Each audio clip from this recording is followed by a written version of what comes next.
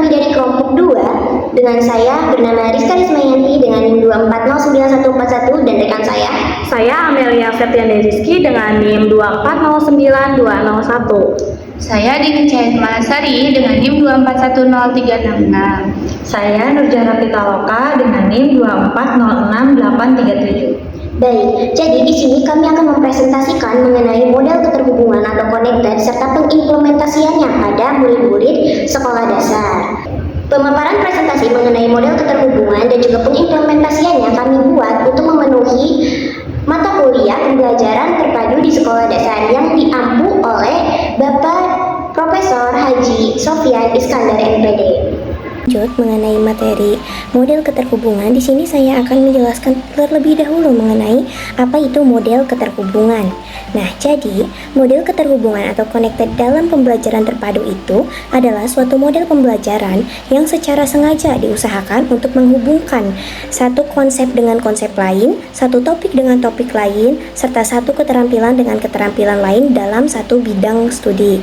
Nah, jadi dalam model ini, proses pembelajaran dirancang agar siswa itu dapat memahami keterkaitan antara berbagai aspek materi yang telah dipelajari sehingga siswa itu dapat memahami lebih lanjut secara komprehensif.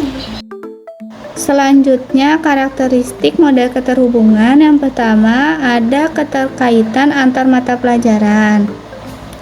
Model keterhubungan mengedepankan konsep bahwa satu mata pelajaran tidak berdiri sendiri, melainkan terkait dengan mata pelajaran lain. Misalnya, konsep matematika dapat dikaitkan dengan ilmu sains, satu pelajaran bahasa dapat dikaitkan dengan sejarah. Yang kedua, ada fleksibilitas kurikulum.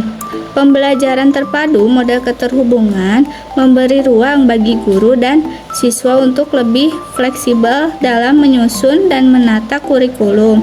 Hal ini bisa disesuaikan dengan kebutuhan dan minat siswa.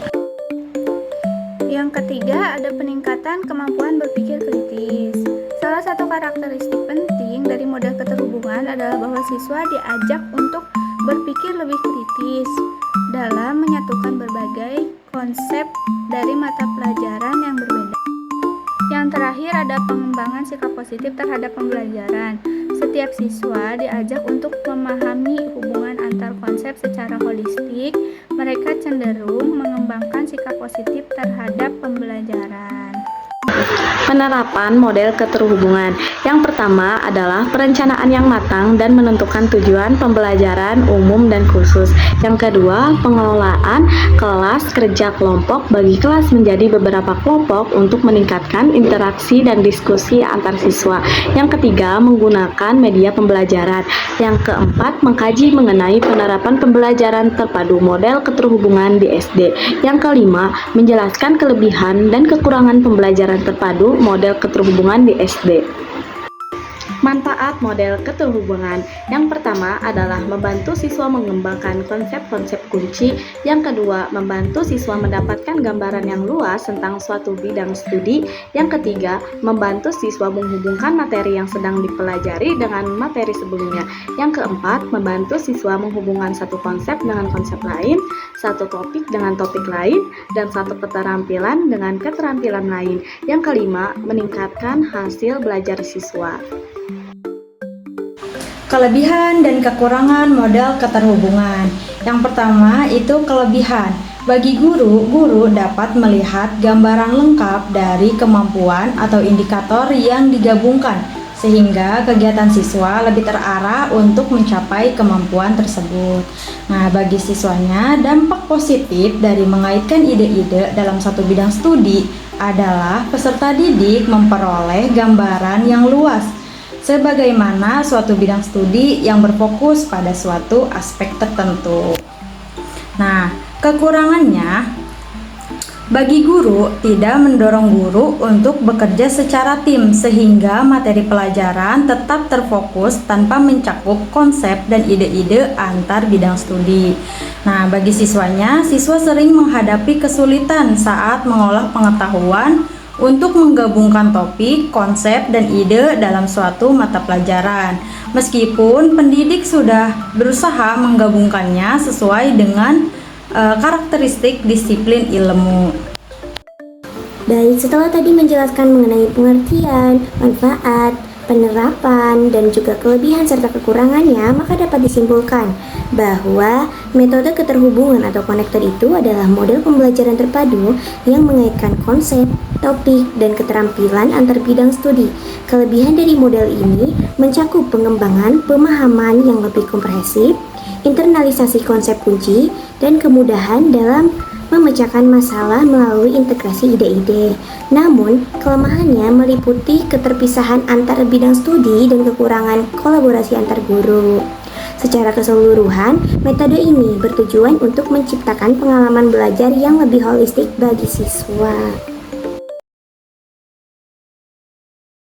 Assalamualaikum warahmatullahi wabarakatuh. Waalaikumsalam warahmatullahi wabarakatuh. Selamat pagi anak-anak. Pagi, Bu. Apa kabarnya nih hari ini? Alhamdulillah, luar biasa. Allahu Akbar. Nah, jadi hari ini kita akan belajar tentang lingkungan sehat. Siapa yang siap belajar? Aku, Bu. Oke. Nah, sebelumnya di sini ada yang tahu nggak nih kenapa sih menjaga lingkungan itu sangat penting? Aku, Ibu.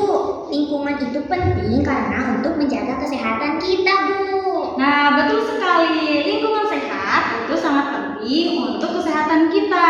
Nah, hari ini kita akan belajar menggunakan metode keterhubungan. Nah, di mana kita akan menggabungkan pelajaran IPA, IPS, dan seni budaya. Siap? Siap, Bu.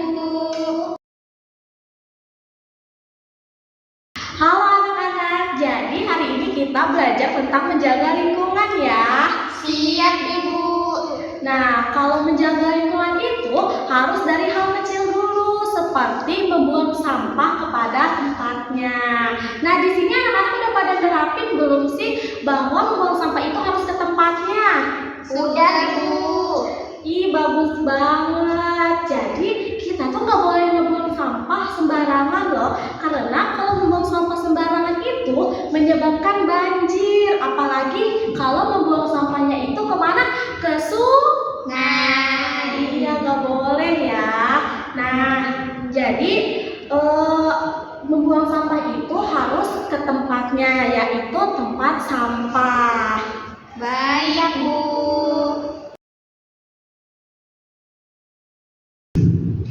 Ada yang pernah lihat gak sih kalau tempat sampah itu ada dua? Udah pernah lihat, Ibu?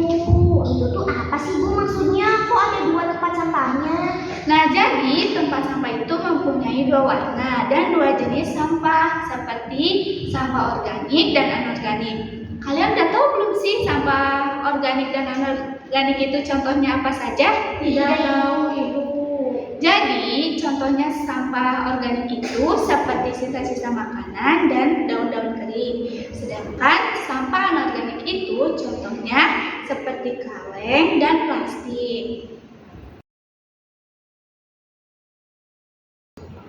Oke anak-anak, untuk lebih memahaminya, mari kita sama-sama menyanyikan sebuah lagu tentang jenis-jenis sampah dan pentingnya tidak membuang sampah sembarangan. Nanti anak-anak ikut Ibu tepuk tangan ya. Siap, Ibu. Baik, langsung mulai saja.